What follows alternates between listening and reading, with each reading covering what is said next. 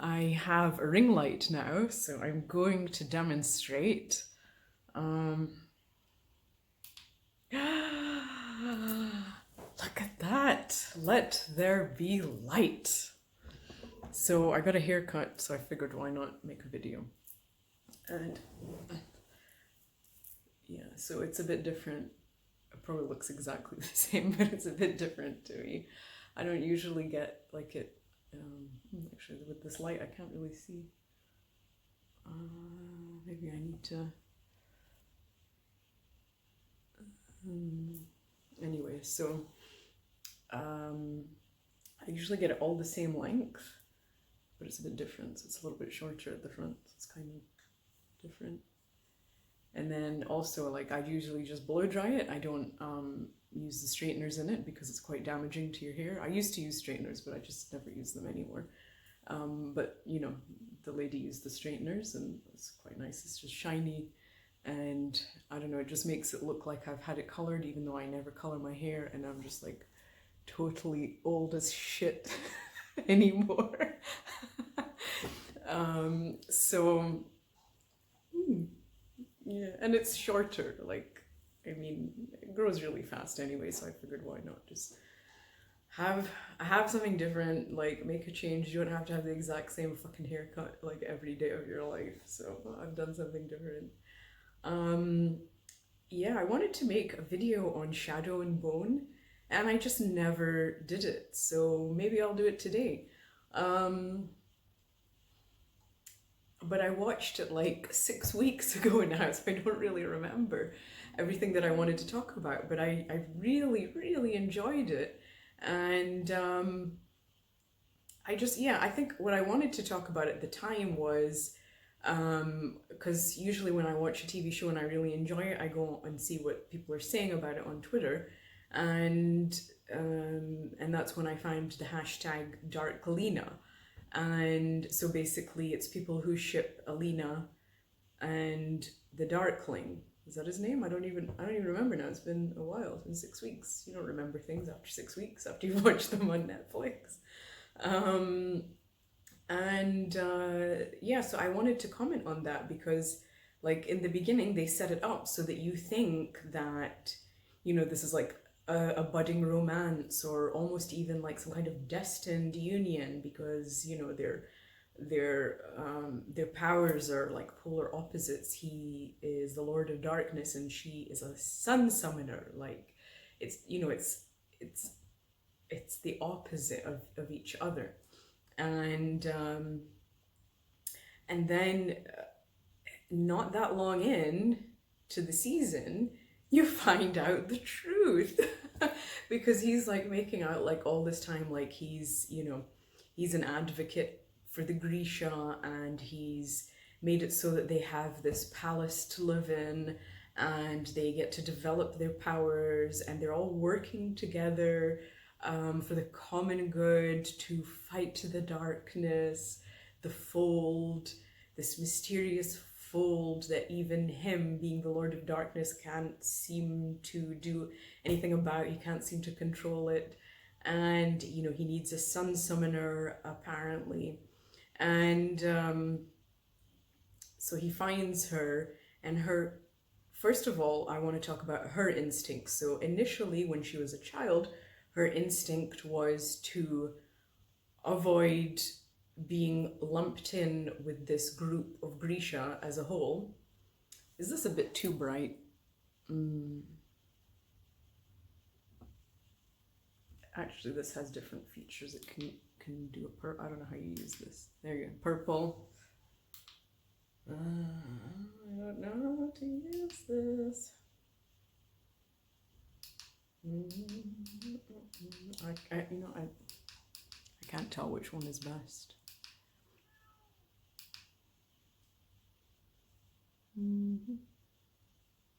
Maybe just put it off. I don't know. I don't turn it down. Is that better? So,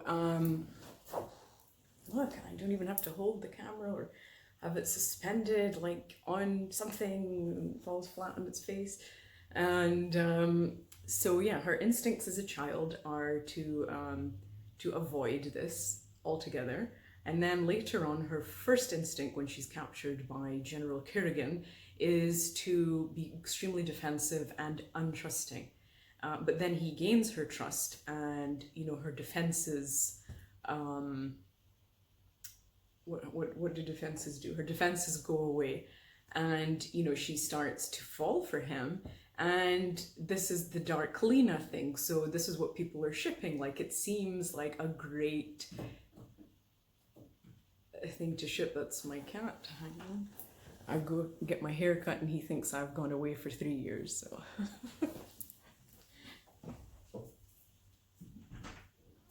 Yes, Pawpaw. Yes, Pawpaw. Mm-hmm.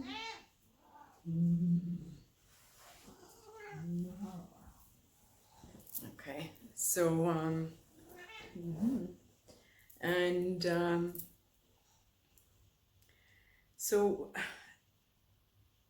I mean, like, okay, let's just skip over most of it. Like, so the crux of it is when they're in the war room, and he picks this girl up who's like 17, she's a teenager, and puts her up on the, I don't know what you call that table with the map on it, and let's call it the war table. I don't know the terminology.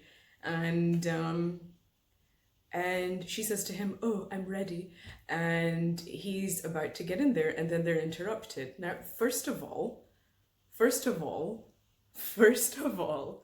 this isn't gentlemanly behavior. Like, I noticed a lot of comments on Twitter saying, "Oh, he asked for permission. He asked, 'Are you ready?' And she said yes, therefore this is okay." That's still not gentlemanly behavior. That's just the fucking basics of life, okay, of not being a fucking rapist.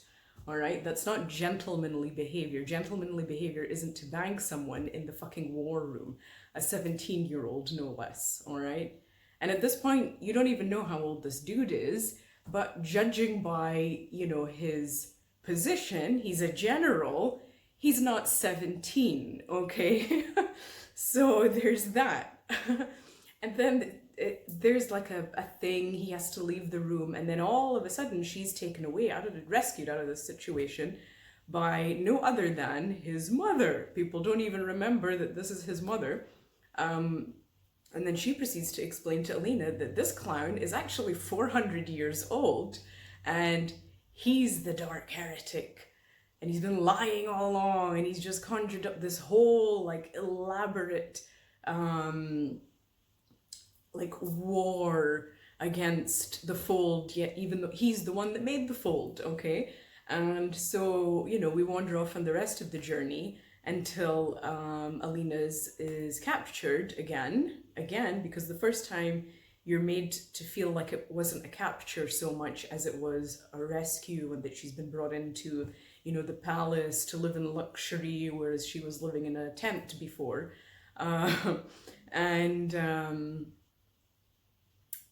So we find all of this out, and then she's captured again, and so then I guess this is why the show's called Shadow and Bone, because he embeds, but not all the way, he embeds a bone into her collar area, a stag's antlers into her collarbone, okay, and so this is the part that I want to address. Like, after seeing all of this, so this man, first of all, is trying to groom a 17-year-old. This is what it is. He's 400 years old, and he's trying to groom a 17-year-old. Okay, that's not all right. Red flag number one. And then red flag, big old fucking red flag number two is he mutilates her. So you might forgive it if, he actually is genuinely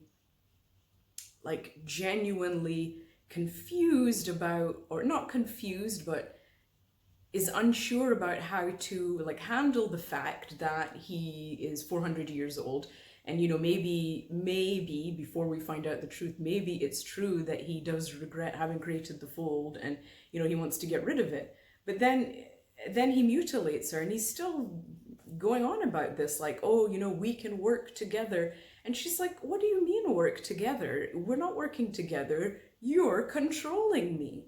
Okay, so this is like a whole nother thing. And then I'm still seeing hashtags on Twitter saying that people want to see more of Darklina in season 2. Like, listen, this is cancelled.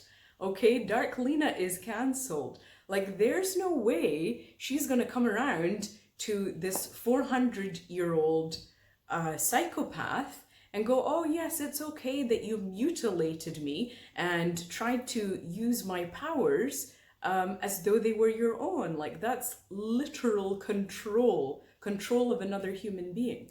You know, in toxic relationships, you get financial control, you get psychological control, you get emotional control, you get physical abuse, which is like, well, it's the physical manifestation of all of these things. So it's like it creates a state of fearfulness in a person. They can't even leave. Like, that's the whole point of control. It's to make people think that there's no alternative. Like, this is it. This is all I get. And so then, so the alternative that's presented, again, I see on Twitter, is that it's either her and the Darkling, General Kerrigan, which turns out it's a phony fucking position, because he just invented this whole like nonsense, and I don't know how he managed to do it, but he did manage to do it. So basically, this whole thing, like creating the second army and all of this, and gathering all these Grisha together to develop their talents, and also, mind you, to take advantage of the other Grisha women who, you know, just want to be by his side and to help him in his quest. And then he just fucking just dumps them when he meets someone else. Like, that's fucked up. Okay. And so this whole thing, the whole thing was a ruse just for him to gain more power. That's it. That's why he made the fold, to gain power. That's why he created a war, to gain power. That's why he made the second army, to gain power. That's why he wanted to find the Sun Summoner, to gain power. That's it. There's no romance here, guys. Okay, so if you're shipping Darklina, there is no romance here. The whole thing was a fucking lie from the get-go. All right, and not just from the get-go of him and Alina, like from the beginning, from the start of the whole thing. There's no, you know, poor him and all of this shit. No, he's a psychopath and he doesn't care about anyone. Okay, that's the way it goes with psychopaths. And so, I mean, I hope I've made my position clear on this, on the hashtag Darklina. Now let's come to Mal, the other guy. So now what? So they've positioned it so that she only has two choices. This beautiful fucking girl who is a sun summoner, she can literally summon the light, and she only has two choices: the sociopath or the clown that's ignored her ass all these years. But now all of a sudden he turns to her and he says, oh, I finally see you now. Like, okay, well, thanks a lot, asshole. But you know what? Get to the back of the line. I mean, this is what I wanted to address about this whole Darklina, and then whatever the hashtag is, Malina, that's what it was for Mal and Alina. Like, listen, you don't ever only have two fucking choices in life, okay? You have infinite choices in life. You can turn around at any point and say, you know what? This ain't it. That's something like everybody has to learn to do, and I guess many of us learn it quite late in life, to just say, this ain't it.